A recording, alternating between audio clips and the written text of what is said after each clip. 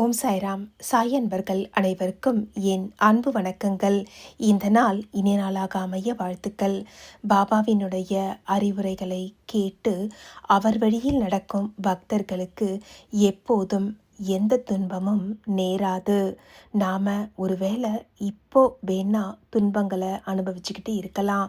ஏன்னா அது நம்முடைய கர்ம வினை பயன்.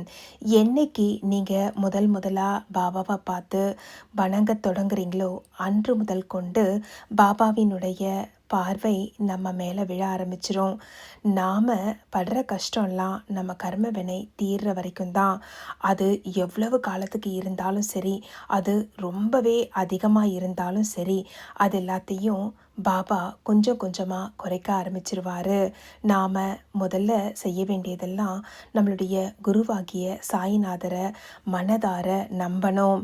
நாம் அவரை வணங்குறதுக்கு முன்னால் இருந்த வாழ்க்கை வேற, அவரை வணங்கி துதிக்க ஆரம்பித்ததுக்கு பிறகு வாழக்கூடிய வாழ்க்கை அப்படிங்கிறது வேற.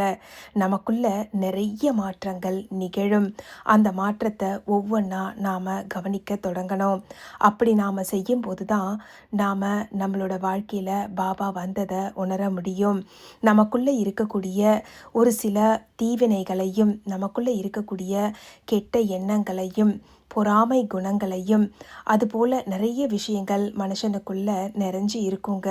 நாம் நினச்சிட்ருக்குறோம் நாம் செய்கிறதெல்லாம் சரின்னு சொல்லி. ஆனால் நம்ம படைத்த கடவுளுக்கு தான் தெரியும். நாம் அறிந்தும் அறியாமலும் செய்யக்கூடிய பிழைகள் கூட ஒரு விதத்தில் பாவ செயல்தான். அப்படிப்பட்ட அறிந்தும் அறியாமலும் நாம் செய்யக்கூடிய பிழைகளையும் எல்லாவற்றையும் சரி செய்யக்கூடிய வல்லமை நம்ம சாய் மாதிரியான சத்குருக்கு உண்டு. அதனால தான் நாம் அவரை வணங்குறதோடு விட்டுடாமல் முழுமையாக நம்பணும்.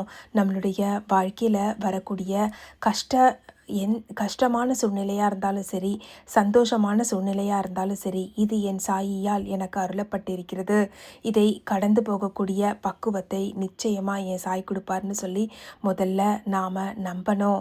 நாம் நம்மளோட குருவை பரிபூர்ணமாக நம்பி அவருடைய பாதத்தை சரணாகதி செஞ்சால் போதுங்க. நம்மளுடைய வாழ்க்கையை படிப்படியாக நல்ல நிலைமைக்கு சத்குரு சாய்நாதர் மாற்றுவார்.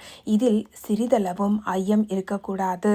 ஐயமற்ற நிலையில் ஐயன் சாய்நாதரை பணியும் பக்தர்கள் எப்பவுமே நாம் செய்யக்கூடிய செயலில் இருக்கக்கூடிய சங்கடங்கள், எல்லா விதமான கஷ்டங்கள் எல்லாத்துல இருந்தும் சத்குரு சாய்நாதர் நம்மளை மீட்டு நல்ல நிலையை அடைய செய்வார்.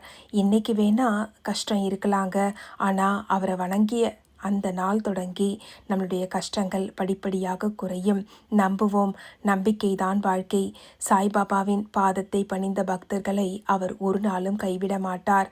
அவருடைய பாதத்தை பணிவோம். நம்முடைய சங்கடங்கள் அனைத்தையும் தீர்க்க வல்ல சத்குரு சாய்நாதரை குருவாக ஏற்று அவர் பாதம் பணிந்து நம்முடைய வாழ்க்கையை மேலும் மேலும் மேலும் நல்ல ஒரு கட்டத்துக்கு கொண்டு செல்வோம்.